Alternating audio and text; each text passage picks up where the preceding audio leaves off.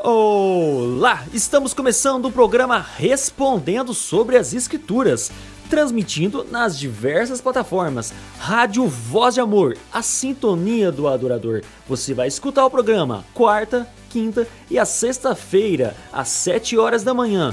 Você ainda não baixou o aplicativo da Rádio Voz de Amor? É muito simples, entra na Play Store, pesquise Rádio Voz de Amor. É muito fácil e você vai ter a rádio no seu próprio celular. Agora, as reprises você pode assistir no YouTube, youtube.com/clica aqui não. Você vai entrar na playlist Respondendo sobre as Escrituras. Na playlist vai ter todos os nossos programas em vídeo. Ou então, você pode entrar no facebook.com/respondendo sobre as Escrituras. Você quer fazer alguma pergunta, alguma sugestão? Então, você pode enviar sua mensagem no facebook.com/respondendo sobre as Escrituras. Você não tem Facebook? Então pode enviar a sua pergunta no WhatsApp 16 99299 9452. Vou repetir, 16 99299 9452. Meu nome é Rafael Leonessa e é uma satisfação poder esclarecer as suas dúvidas. É claro que eu não estou sozinho, estou com ele. Quem é você? Meu nome é José Odair e dou graças a Deus por esta oportunidade de poder responder essas perguntas a todas as pessoas que nos ouvem. Então no programa de hoje vamos responder a seguinte pergunta: Deus não é amor? Deus não é amor? Então por que não são todas as pessoas que serão salvas? Segundo essa pessoa, ela afirma que Deus é amor. Claro, então se Deus é amor, então por que ele não salva todo mundo? Essa é a pergunta que nós vamos responder neste programa. Bom, antes de responder essa pergunta, vamos clamar a Deus pedindo iluminação, pedindo sabedoria para que possamos responder essas perguntas de acordo com a sua palavra. Vamos lá. Grandioso Deus, nós nos curvamos diante da tua soberania. Damos graças ao Senhor por se importar conosco, seres humanos tão pequenos e tão falhos. Louvamos ao Senhor porque o Senhor nos ama. Louvamos ao Senhor porque diante da tua soberania o Senhor se preocupou conosco. E pedimos que o Senhor abençoe a todos os ouvintes, a todos os que nos assistem em todas as plataformas, que o Senhor os abençoe e também abra as suas mentes e os seus corações para receberem a tua palavra e nos dê a sabedoria necessária para responder essas perguntas. E oramos em nome do nosso Senhor Jesus Cristo. Amém. Você está acompanhando agora o programa Respondendo sobre as Escrituras. Dúvidas não são mais desculpas para conhecer a palavra de Deus. Então vamos responder a pergunta: Deus não é amor? Então por que não são todas as pessoas que serão salvas? Bom, quando nós lemos as Escrituras, de fato nós vamos encontrar essa declaração desta forma: aquele que não ama não conhece a Deus, porque Deus é amor. 1 João, capítulo 4 e versículo 8. Mas Deus também tem outros atributos.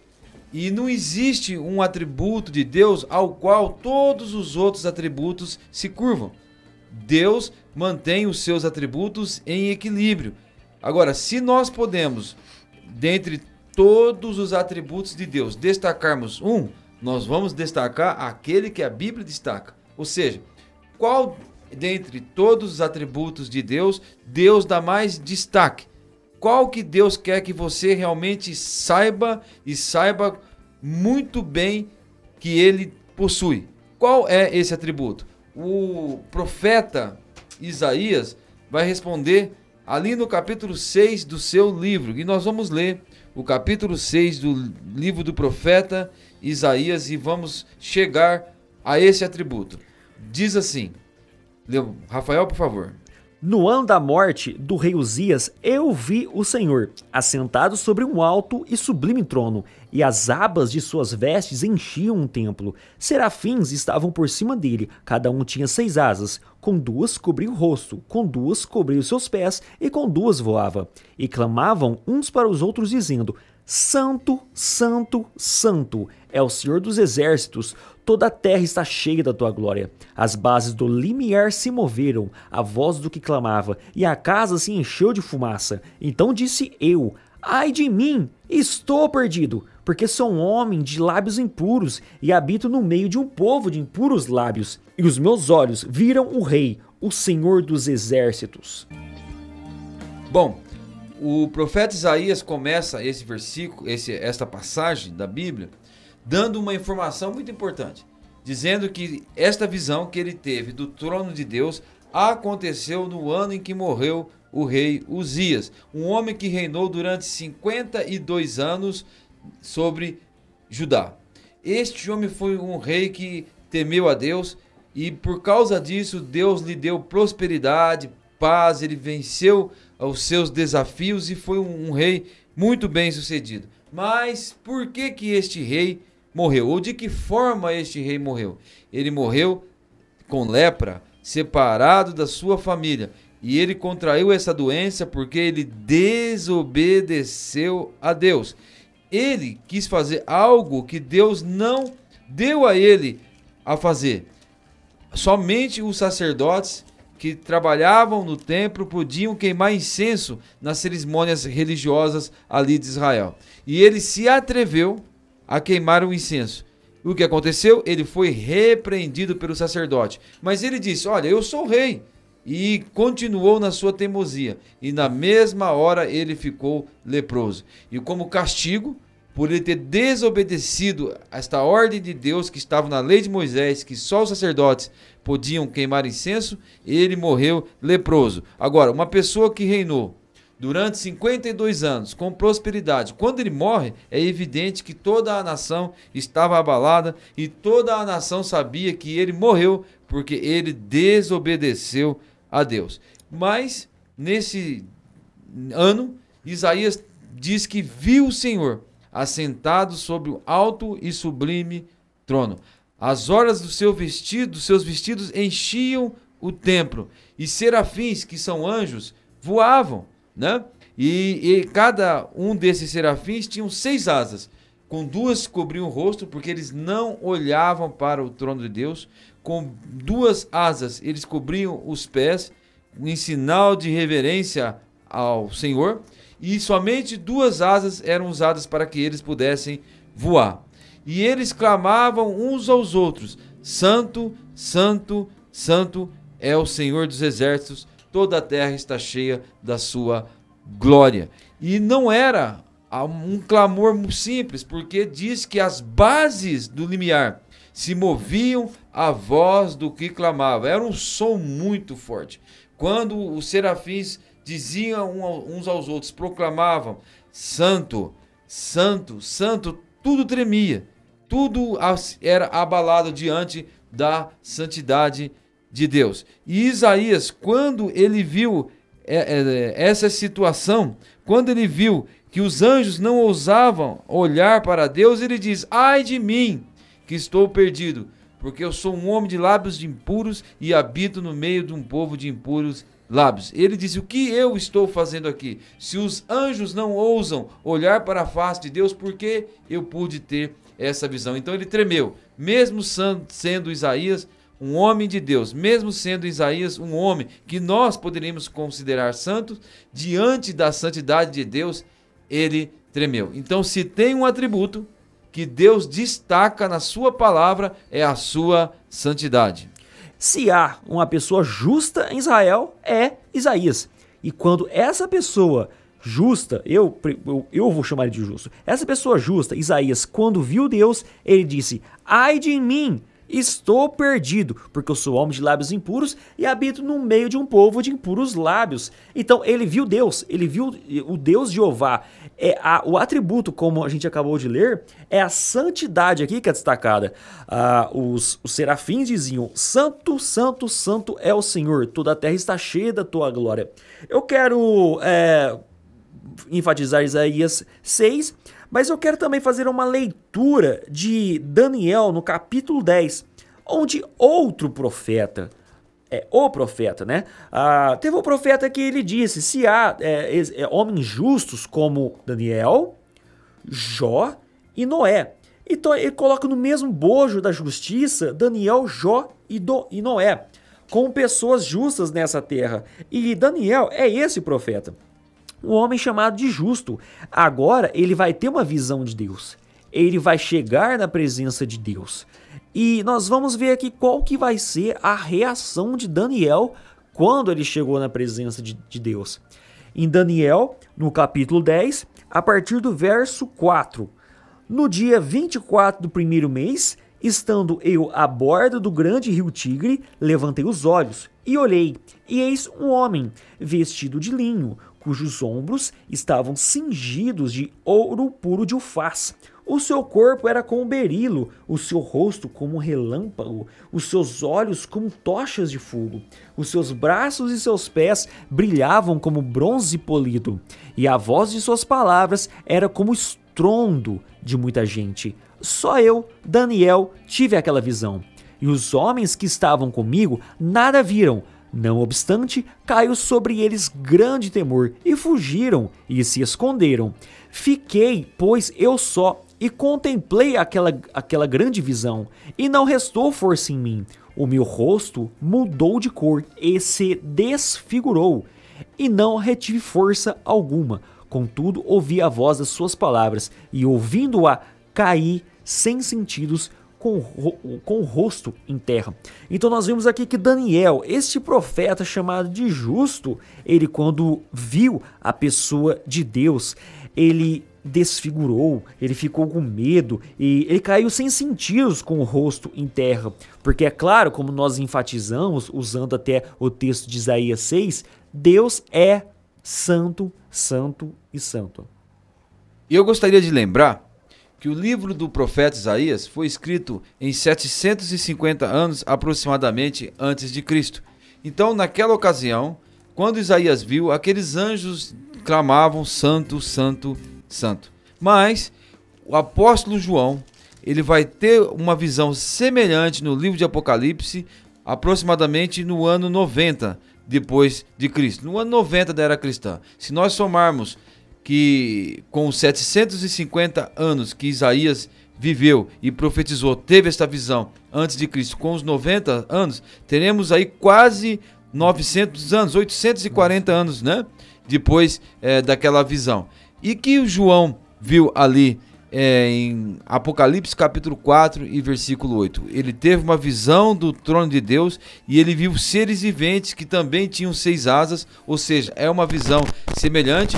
E esses seres viventes, cheios de olhos, também clamavam uns aos outros, mas ali acrescenta o detalhe que eles não têm descanso, nem de dia e nem de noite, proclamando: Santo, Santo, Santo é o Senhor, o Todo-Poderoso, aquele que é, que era e que há de vir. Então veja, mais de 800 anos depois, quando João teve esta visão, ele viu os anjos na mesma situação, falando as mesmas coisas uns aos outros, sem descanso, nem de dia nem de noite, proclamando: Santo, Santo, Santo é o Senhor. Então veja, Deus dá muita importância à sua santidade e Ele quer que nós saibamos muito bem disso. Não existe nenhum outro versículo na Bíblia destacando outro atributo de Deus desta forma. Você não vai encontrar versículos dizendo que Deus é amor, amor, amor. Nenhum. Agora que Deus é santo, santo, santo, você vai encontrar 2 e ainda vai dizer que os anjos não descansam nem de dia nem de noite e não param de proclamar que Deus é santo. Agora, uma observação interessantíssima em relação a Isaías tendo a visão de Deus, o próprio Daniel tendo essa visão de Deus e agora João tendo essa visão de Deus. Aqui no capítulo 1, a partir do verso 12, nós vamos ler o seguinte: Voltei-me para ver quem falava comigo, e voltando vi 7 candeeiros de ouro, e no meio dos candeeiros um semelhante a filho do homem, com vestes talares, cingido à altura do peito, com uma cinta de ouro. A sua cabeça e cabelos eram brancos como a alva lã, como neve, os olhos como chama de fogo, os pés semelhantes ao bronze polido, como que refinado numa fornalha, a voz como voz de muitas águas. Tinha na mão direita 7 estrelas e da boca saía-lhe uma afiada espada de 2 gumes. O seu rosto brilhava como o sol na sua força. Quando ouvi, quem? João. Quando ouvi, caí a seus pés como morto. Então João, quando chegou na presença de Deus, ele caiu como morto. Só um detalhezinho aqui, tanto Isaías, quanto Daniel, quanto João chegando na presença de Deus, tem aquela questão, é apenas uma visão. Até Paulo lá em 2 Coríntios, no capítulo 12, ele fala que não sabe se é no corpo ou se é fora do corpo. Nós não queremos enfatizar isso neste programa. Nós apenas vamos mostrar aqui que quando esses 3 profetas, os 3 são profetas, chegaram na presença de Deus, os 3 ficaram com medo. Ou melhor, vamos usar a palavra temor. Os 3 ficaram com temor na presença de Deus. E eu tenho que te fazer uma pergunta. Você está preparado para estar de frente com esse Deus santo, santo, santo? Então, Rafael, temos destacado, porque a Bíblia destaca a santidade de Deus. Mas o que significa a palavra santo? O que significa a palavra santidade, né? Muitas pessoas que já conversamos e que já ensinamos sobre esta passagem das Escrituras dão várias respostas. Mas nós vamos direto ao que significa a palavra santo. A palavra santo tem o seu significado como separado. Então Deus é separado de tudo aquilo que não é puro. Deus é santo, Deus é separado, significa que o pecado não entra na presença de Deus, que Deus não suporta, que Deus não aguenta e que o Deus tem nojo do pecado. O profeta Abacuque diz que Deus é tão puro de olhos que ele não pode contemplar o mal e nem a opressão. Então Deus é separado, o pecado jamais poderá entrar na sua presença. Deus está longe e muito distante do pecado, porque Deus não pode suportar o pecado na sua presença. Isso aí, Deus ele é separado. O termo aqui original que nós usamos no Novo Testamento é hagios, ou hagios com H. Isso significa que nós estamos separados para Deus e por Deus. Então se você fecha os seus olhos e imagine um mundo, você vai conseguir olhar 2 grupos neste mundo. Os grupos dos separados para Deus, que são salvos, e o grupo dos perdidos, os ímpios. Então Deus ele é da mesma forma separado no céu, em santidade, em plena luz inacessível. Esse Deus está separado da humanidade. E por isso que João, Daniel, Isaías, quando chegou na presença de Deus, eles ficaram com medo, porque eles sabiam muito bem que eles são pessoas comuns, pecadoras, por mais que são santos, né, em santificação, mas eles ficaram com medo. Nós estamos preparados para ver Deus após a nossa glorificação, que é claro, é um assunto para os próximos vídeos. Bom, Isaías, ele ficou com medo. Ele disse, ai de mim que estou perdido. E ele conhecia a história do rei Uzias e ele sabia que aquilo que aconteceu ao rei era retribuição de Deus à irreverência do rei diante de Deus. Então, como retribuição à sua irreverência, o rei ficou leproso e ele morreu. Isso significa que Deus irá retribuir a todos nós de acordo com os nossos pecados. E Isaías diz, eu sou um homem de lábios impuros e habito no meio de um povo de impuros lábios. E ele sabia que como retribuição, pelo fato dele ser pecador, viria algo terrível, porque ele estava diante do Deus santo, santo, santo. Saiba de uma coisa, Deus irá retribuir a todo pecador a sua irreverência, a sua falta de temor diante dele. Então destacamos aqui de todos os atributos de Deus que nós lemos nas Escrituras, a santidade de Deus, ela é enfatizada pelo menos em 2 textos e 3 vezes. Seria mais ou menos como uma mãe chegar até uma criança, um filho, e dizer o seguinte: não, não, não, você não vai fazer isso, eu não permito. Da mesma forma, quando o profeta, tanto João quanto Isaías, diz que Deus é santo, santo, santo, ele está enfatizando, ele está marcando, deixando muito claro, sem sombra de dúvidas, que Deus ele é santo, separado, não habita no pecado, e o pecado não habita nele. Então, agora nós vamos, através dessa introdução, agora nós vamos responder a pergunta: Deus não é amor? Bom, nós vimos que ele é amor, mas ele também é santo. Então, por que não são todas as pessoas que serão salvas? Primeiramente, Deus irá retribuir, como nós falamos, né? E a retribuição será terrível. O livro de Moisés, o 5º livro, Deuteronômio, capítulo 32, versículo 35, descreve a retribuição de Deus aos nossos pecados da seguinte forma. Deus diz: a mim pertence a vingança, a retribuição, a seu tempo, quando resvalar o seu pé, porque o dia da sua calamidade está próximo, o seu destino se apressa em chegar.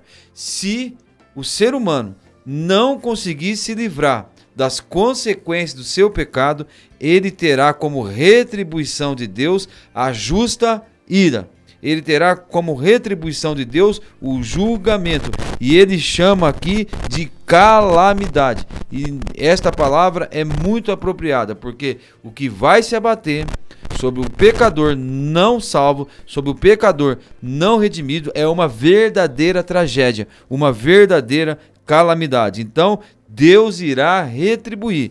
No Novo Testamento, este versículo que nós citamos é usado mais uma vez pelo escritor aos Hebreus. Ele vai dizer que nós conhecemos aquele que disse: a mim pertence a vingança, eu retribuirei.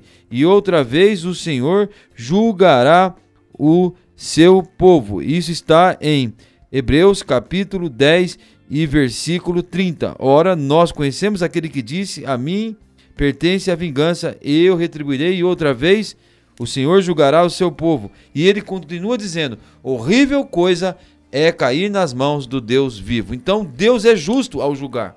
E porque ele está retribuindo a nós a nossa falta de temor e a nossa falta de reverência diante dele. Deus tem que punir, porque Deus é justo. E todos os pecados serão punidos. Nenhum pecado ficará impune, porque é a retribuição de Deus para com os nossos pecados. É interessante que as pessoas, quando escutam essas afirmações que nós estamos fazendo aqui, chegam até a pensar que Deus é mau.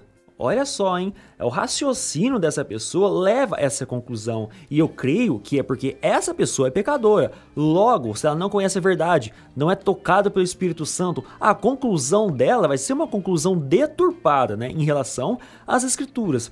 Mas agora eu quero te levar a você fazer aí uma meditação.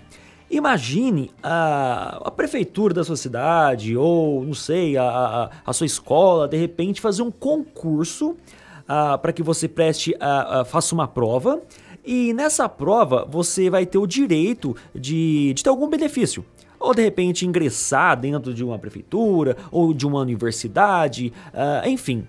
Você vai fazer uma prova e você vai ingressar dentro de alguma coisa, algum benefício. O seu interesse é fazer a prova para ingressar em alguma coisa de benefício seu. Ok, você estuda, mas não estuda muito. Você não presta atenção naquilo que você está lendo, você deixa os livros de lado e vai fazer aquilo que te interessa, você fica nas redes sociais, você fica no Facebook, ok. Você não estuda muito bem, estuda pouquinho. Quando você faz a prova, você não passa nessa prova. A culpa é de quem? A culpa é de quem fez ali aquele concurso, ou a culpa é de você que não estudou? Eu quero que você medite e tenha uma conclusão sincera e honesta. Se você não estudar, logo você não vai passar em um concurso. O que eu quero dizer é o seguinte: Deus não é mau porque ele vai punir as pessoas. Essa já é a consequência do pecado do homem. O homem fazendo alguma coisa ou deixar de fazer, ele já vai para o inferno. Então Deus, ele mostra que ele é amor, porque ele clama: entrai pela porta estreita. Vocês lembram do nosso programa passado? Ele clama, é um imperativo, é como se ele estivesse ordenando para que você entrasse na porta estreita. Isso é amor. Em toda a tua vida, Deus está clamando para que você se arrependa, para que você converta, e o tempo todo você vai negando a Deus, vai negando Deus, você vai fazendo aquilo que te interessa, faz as coisas do mundo, faz as coisas do sistema e fica perdido nesses Netflix da vida, Facebook, WhatsApp e tal. Ok, no final da vida você vai se ver dentro de um inferno, não porque Deus te jogou lá, mas porque já era consequência do seu pecado. Bem, você não sabia disso, creio, né? Nem todos sabem dessas coisas, mas agora você sabe. E o apóstolo Paulo, em Atenas, na Grécia, na sua grande pregação no Areópago, ele disse o seguinte, e isso está descrito no Atos dos Apóstolos, capítulo 17, versículo 30, quando ele diz assim: Deus não levou em conta os tempos da ignorância, mas agora notifica a todos os homens em todos os lugares que se arrependam, porque Deus estabeleceu um dia em que com justiça há de julgar o mundo, por meio de um varão que destinou e acreditou a todos quando ressuscitou de entre os mortos. Então você não sabia, mas agora sabe que os seus pecados são graves e que Deus estabeleceu um dia em que com justiça há de julgar o mundo. E deu certeza a todos. Então os seus pecados clamam pela justiça de Deus. E Deus diz que os seus pecados merecem a pena de morte e morte eterna. Deus, sendo amor, Ele não quer que isso se abata sobre você, mas Ele também é santo e Ele também é justo e Ele há de julgar. E por isso Deus avisa, por isso Deus aconselha, para que você se arrependa, pois Ele já determinou esse dia. Isaías, naquela ocasião, quando ele diz: ai de mim que estou perdido, porque sou um homem de lábios impuros e habito no meio de um povo de impuros lábios, acontece que um anjo vai até o altar, toma uma brasa como a tenaz e toca nos lábios de Isaías e diz que a sua iniquidade foi tirada. Então Isaías passa a ouvir a voz do Senhor, mas naquele momento diz a Bíblia que ele foi purificado por Deus, com uma brasa que foi tirada do altar. Deus é amor. Então ele purifica aqueles que nele creem. Ele purifica aqueles que o buscam. O que você precisa fazer é buscar a Deus. O que você precisa saber é conhecer a sua palavra e saber como que Deus pode ser justo e justificador daquele que tem fé em Cristo Jesus, e é o que nós vamos responder a partir de agora. Falando em Deus purificar a nós, né? Em Deus purificar a nós, em 1 Pedro, no capítulo 1, no verso 22, ele diz o seguinte: tendo purificado a vossa alma pela vossa obediência à verdade, tendo em vista o amor fraternal, não fingindo, amai-vos de coração uns aos outros. Então, após a salvação, ele purifica ainda a nossa alma, mas é necessário lembrar que, primeiramente, devemos ser coparticipantes também da sua santidade. Está lá no verso 16, porque está escrito em 1 Pedro, no capítulo 1, verso 16, sede santos, porque eu sou santo. Ele é uma referência lá de Levítico capítulo 11, onde Deus diz que Ele é santo, então nós devemos ser santos, também separados. Deus é amor? Sim. O que é o contrário do amor? É a ira de Deus. Se você rejeita esse amor de Deus, é claro que te sobra a ira de Deus. A palavra evangelho significa boas novas de salvação. Então, o Senhor Jesus Cristo veio e trouxe boas novas de salvação, ou seja, o caminho para que você tenha todos os seus pecados cancelados está aberto. E o Senhor Jesus Cristo veio, morreu na cruz do Calvário por você, e o mesmo apóstolo Pedro, citado pelo Rafael, diz no capítulo 1, versículo 18, sabendo que não foi mediante coisas corruptíveis como prata e ouro que fosse resgatado do vosso fútil procedimento que vossos pais vos legaram, mas pelo precioso sangue, como de cordeiro sem defeito e sem mácula, o sangue de Cristo. E Pedro ainda diz, carregando ele mesmo sobre o seu próprio corpo no madeiro todos os nossos pecados.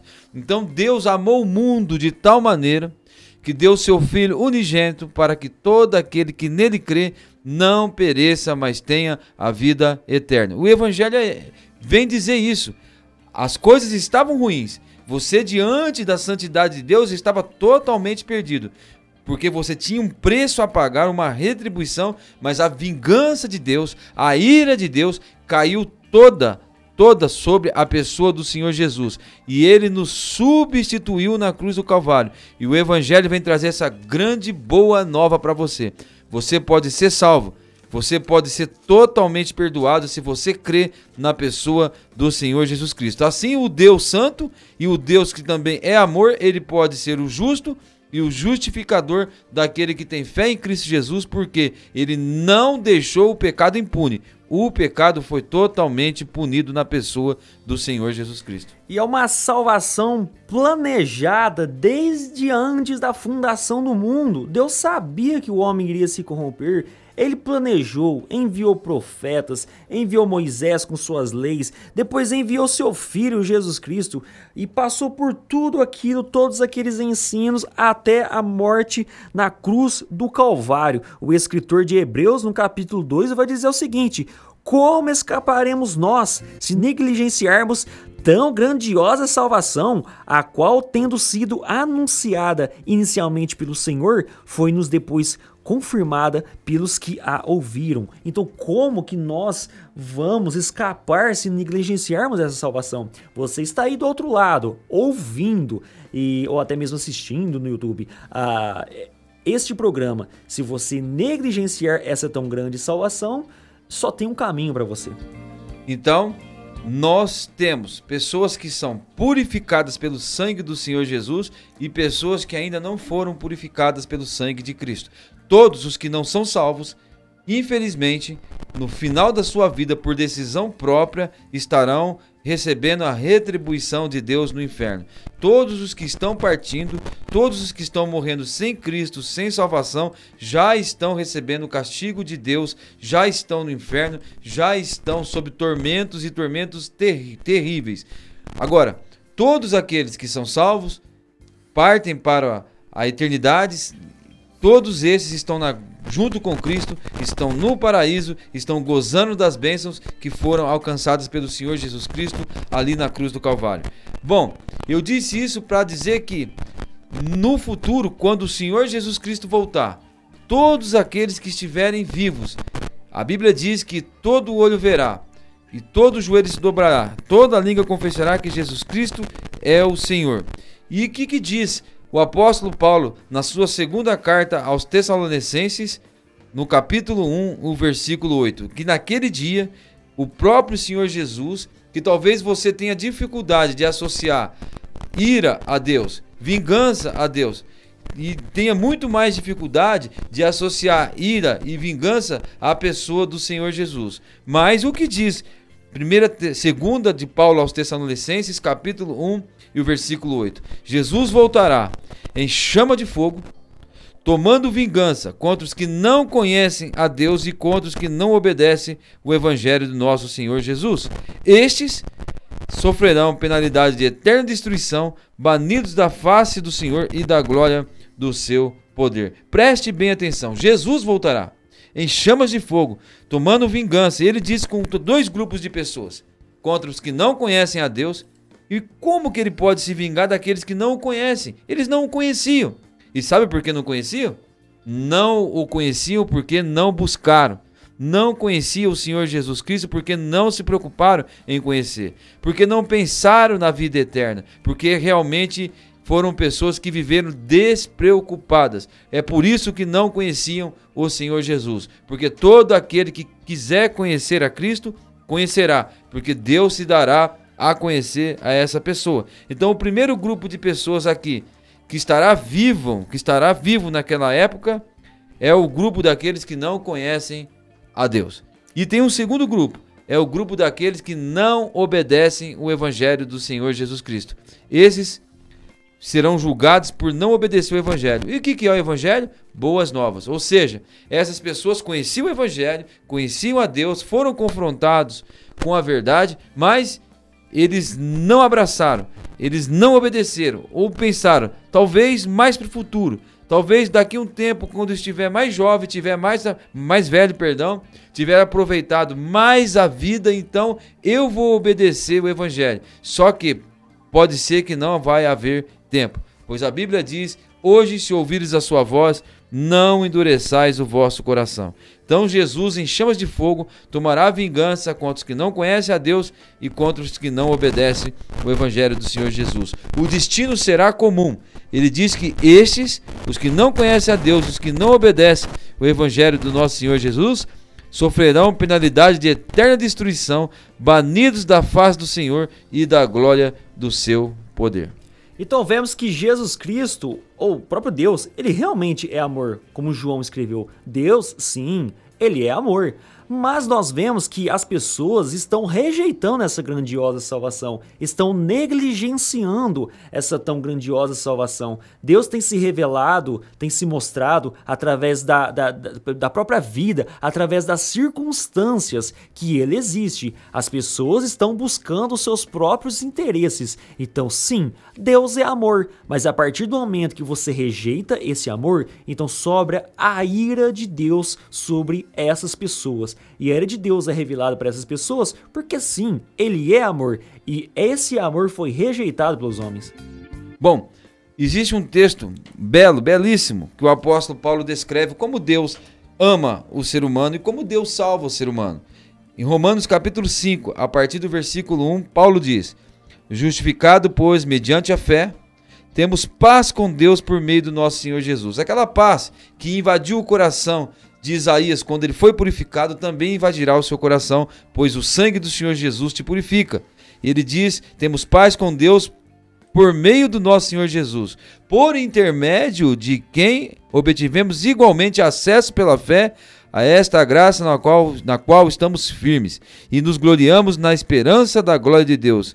E ele vai dizer ainda: e não somente isso, mas também nos gloriamos nas próprias tribulações, sabendo que a tribulação produz perseverança. Mais adiante ele vai falar que Deus provou o seu amor para conosco, quando ele diz o seguinte, capítulo 5, versículo 8: mas Deus prova o seu próprio amor para conosco, pelo fato de ter Cristo morrido por nós, sendo nós ainda pecadores. Ninguém poderá dizer que Deus não ama. Deus ama, e este amor de Deus é provado, porque Deus, sendo santo, Deus sendo justo, ele resolveu o problema do nosso pecado, da nossa injustiça, mandando o seu próprio Filho para morrer em nosso lugar, sendo nós ainda pecadores. Dificilmente, diz o versículo 7, alguém morreria por um justo, pois pelo justo poderá alguém se animar a morrer. Mas Deus prova o seu próprio amor para conosco pelo fato de ter Cristo Jesus morrido por nós, sendo nós ainda pecadores. Amém. E nós só temos que dar graças a Deus que Ele nos buscou, Ele nos salvou. Da mesma forma que foi Deus quem foi atrás de Adão, atrás de Eva, para resolver aquele problema de pecado. Assim mesmo, Ele foi atrás de nós, e eu tenho certeza que Ele está indo atrás de você, para que você escute a palavra dEle. Aqui mesmo em Romanos, no capítulo 3, diz que não há quem busque a Deus. Deus já revelou para você o seu amor, já te buscou. Agora resta saber, você está indo de encontro para com Deus ou correndo de Deus? Então, no final da vida, se você não receber esse amor de Deus, um tão grande amor com que nos amou, é claro que o seu lugar não vai ser muito bom não, viu? Então, Deus providenciou um plano para salvar todo mundo. E Deus quer que todos sejam salvos. A Bíblia diz que o Senhor Jesus, o seu sangue, o seu sacrifício é a propiciação pelos nossos pecados, ou seja, é o favor de Deus aos nossos pecados, e não somente pelos nossos, mas João diz em capítulo 2 do seu livro, da sua primeira carta, o seguinte, que ele é a propiciação pelos nossos pecados, e não somente pelos nossos pecados, mas também pelo pecado do mundo inteiro. É uma salvação muito grande, custou caríssimo. O Senhor Jesus se entregou na cruz do Calvário, sofreu, foi humilhado, Deus ali o moeu, Deus ali o esmagou por causa das nossas transgressões, como mesmo Isaías vai dizer no capítulo 53 da sua carta. Esta salvação é grande e ela está disponível a todos. Se todas as pessoas do mundo se renderem ao Senhor Jesus, há suficiência no seu sangue para que essa pessoa seja salva. E se houvesse 1000 mundos, como diz o comentarista, e a população dos 1000 mundos se convertesse, ainda haveria suficiência no sangue do Senhor Jesus para salvar todas as pessoas e ainda sobraria. Ou seja, Deus providenciou um plano capaz, suficiente para salvar todos os seres humanos se todos se converterem. A porta está aberta para você. Mas se você não se arrepender, o que você vai receber é a justa retribuição de Deus pelos seus pecados. Ficou alguma dúvida, alguma sugestão? Você pode enviar a sua mensagem no nosso Facebook, facebook.com/respondendo sobre as escrituras, ou pode também enviar a sua dúvida para o nosso WhatsApp 16 99299 9452. Repetindo, 16 99299 9452. Nós ficamos por aqui e nos vemos até o próximo programa. Até mais!